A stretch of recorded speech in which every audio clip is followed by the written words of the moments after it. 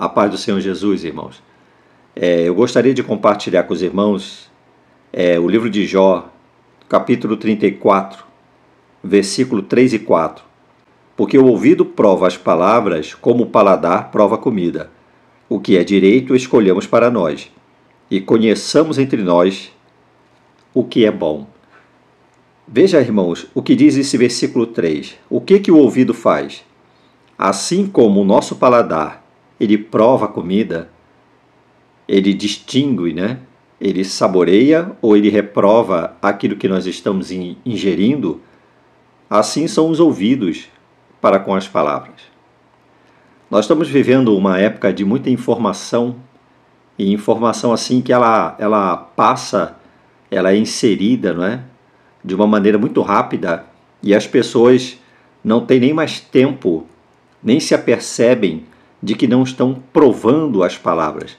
Essa palavra provar, ela quer dizer exatamente isso, provar, examinar, testar.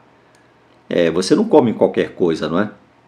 Aquilo que não agrada ao seu paladar, aquilo que não traz satisfação ao seu paladar, naturalmente você rejeita esse tipo de alimento ou de guloseima, não é? Você não tem desejo de ficar ingerindo aquelas coisas que agridem ao seu paladar. Mas, da mesma maneira, nós deveríamos tratar as palavras que nós ouvimos, as informações que nós ouvimos.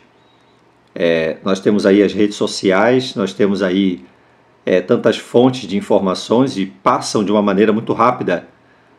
Os irmãos já devem ter percebido isso, não é?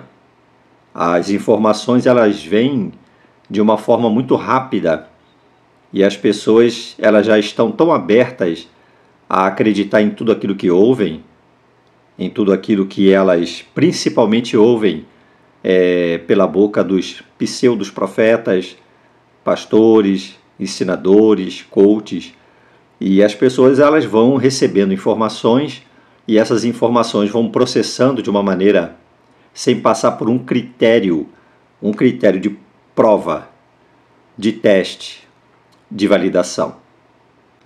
E aí eu quero perguntar para o irmão, como é que está o seu ouvido? De que maneira você tem processado as informações que estão vindo aos seus ouvidos, né? Porque, irmãos, os nossos ouvidos, dependendo da forma como nós recebemos as informações, nós podemos fazer duas coisas. Crer naquilo que está sendo passado para a gente, ou endurecermos o nosso coração para aquilo que está sendo passado. Veja só o que diz em Romanos, no capítulo 10, versículo 17. De sorte que a fé é pelo ouvir, e o ouvir pela palavra de Deus. Isso aqui no sentido grego quer dizer, de sorte que a fé, ela vem por ouvir, e o ouvir por instrumentalidade da palavra de Deus. Então, dependendo da maneira como você ouve a palavra do Senhor, você vai adquirir fé ou não. Por quê? Veja o que diz aqui no livro de Hebreus, no capítulo 3, versículo 7. Portanto, como diz o Espírito Santo, se ouvirdes a sua voz, não endureçais os vossos corações como na provocação, como no dia da tentação do deserto. Essa palavra endurecer, ela quer dizer tornar-se endurecido, obstinado. Então, dependendo da maneira como eu vou ouvir a palavra de Deus, eu vou receber a palavra do Senhor, eu posso adquirir a fé ou eu posso endurecer o meu coração. Olha aqui no versículo 13, no capítulo 3 de Hebreus. Antes exortai-vos uns aos outros todos os dias durante o tempo que se chama hoje, para que nenhum de vós se endureça pelo engano do pecado. Veja que essa palavra aqui, endurecer, ela tem o mesmo sentido de endurecer do versículo 8, tornar-se obstinado. Por causa de quê? Porque o engano do pecado, ele é capaz de endurecer o nosso coração, dependendo da maneira como nós recebemos a palavra de Deus. Engano do pecado. E o que é engano?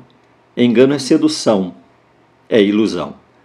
Então, quando nós somos enganados pelo nosso velho homem, nós somos enganados pela cobiça do velho homem, nós somos seduzidos a acreditar somente naquilo que vai acariciar a nossa velha natureza.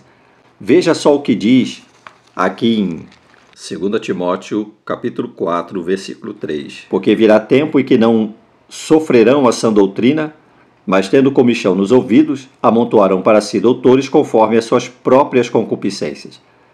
Bom, todos nós sabemos que o sentido dessa palavra quer dizer sofrerão, né? Não suportarão a sã doutrina, mas tendo comichão nos ouvidos, quer dizer, desejo de ouvir coisas agradáveis, amontoarão para si doutores conforme as suas próprias cobiças. Podemos cair no erro de endurecermos o nosso coração e olharmos para a palavra de Deus com o coração completamente endurecido e querendo ouvir somente coisas agradáveis. Meus irmãos, a palavra de Deus não é uma caixinha de promessa. Quando as pessoas abrem aquela caixinha, as pessoas tiram ali promessas que acariciam as suas cobiças, as suas intenções pessoais. A palavra de Deus não é para isso. A palavra de Deus é um manual que Deus nos deu para nós seguirmos as suas instruções. Veja o que diz aqui, irmãos, no capítulo 3, versículo 14 e 15. Tu, porém, permanece naquilo que aprendeste e de que foste inteirado, sabendo de quem o tens aprendido, e que desde a tua meninice sabes as sagradas letras que podem fazer-te sábio para a salvação pela fé que há em Cristo. Deus não nos deu a sua palavra como um manual de busca da felicidade pessoal. Pelo contrário, as Escrituras nos ensinam que existe uma regra de conduta para que nós venhamos seguir essa regra de conduta e para que nós venhamos adquirir, meus irmãos, no fim dessa jornada aqui na Terra, a salvação da nossa alma.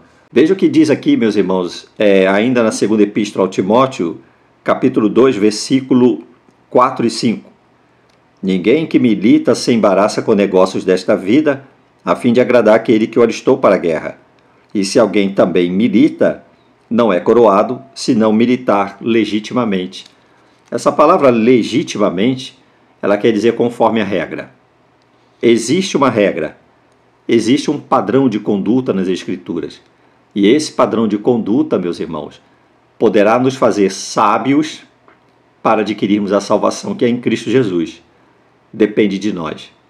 Então, voltando lá para Jó, veja o que diz aqui, irmãos, em Jó 34, versículo 3 e 4. Porque o ouvido prova as palavras como o paladar prova a comida. O que é direito, escolhamos. Essa palavra escolher quer dizer selecionar, eleger, decidir, não é? Então, como é que eu vou escolher o que é direito se eu não provar as palavras, se eu não provar aquelas informações que estão vindo aos meus ouvidos, né? As pessoas estão crendo em tudo, as pessoas estão acreditando em tudo, mas elas não provam, não testam as palavras que estão chegando aos seus ouvidos, as informações que estão vindo até ela. A palavra de Deus, meus irmãos, ela é fonte segura para nós termos a informação cristalina, a informação que vai nos fazer sábios para a salvação. Então, o que é direito escolhamos para nós. E conheçamos, essa palavra conhecer, ela quer dizer conhecer por experiência, não é? Experimentemos entre nós o que é bom. Essa palavra bom, ela quer dizer aquilo que é valioso, aquilo que é honroso, aquilo que é digno. A palavra de Deus, ela nos exalta. Quando nós seguimos as suas regras, quando nós seguimos os seus conselhos, a palavra de Deus, ela exalta o homem e o pecado, ele humilha o homem. As pessoas da nossa geração, principalmente aqueles que se dizem cristãos, estão olhando para a palavra de Deus como se a palavra de Deus fosse apenas um livro o qual, quando ela está com angústia, ela lê um salmo, quando ela está com algum problema, ela procura ler uma passagem apenas para aliviar a tensão da sua alma, para trazer o mínimo de refrigério para o seu coração. Mas a palavra de Deus não é só isso, é muito mais do que isso. A palavra de Deus é o manual que o Senhor colocou nas nossas mãos para a salvação da nossa alma. Portanto, o apelo que faço, busque mais consideração por esta palavra que tem sido tão relativizada nos nossos dias. As pessoas estão brincando de profecia, estão brincando de profeta, estão adquirindo bens, adquirindo vantagens, estão vivendo um evangelho como que, olha, o pastor disse que eu posso fazer isso, que eu posso fazer aquilo. Não trate a sua vida espiritual, não trate a sua eternidade como algo corriqueiro, como aquilo que está na mão do pastor decidir ou um profeta decidir de que maneira você deve viver a sua vida cristã. Deus nos deu a sua palavra e Ele vai requerer de cada um de nós contas de como tratamos essa palavra. Que Deus abençoe o seu coração, que Deus abençoe a sua vida, porque o nosso Deus exaltou a sua palavra acima do seu próprio nome, como diz lá no Salmo 138, versículo 2. Que Deus te abençoe.